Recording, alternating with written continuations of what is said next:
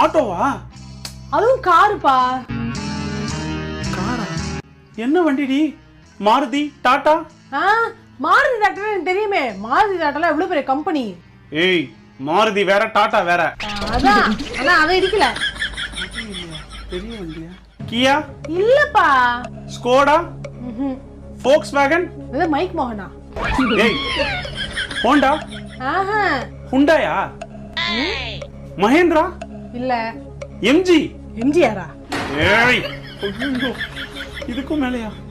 ஆடி? BMW? பென்ஸா? இல்லப்பா.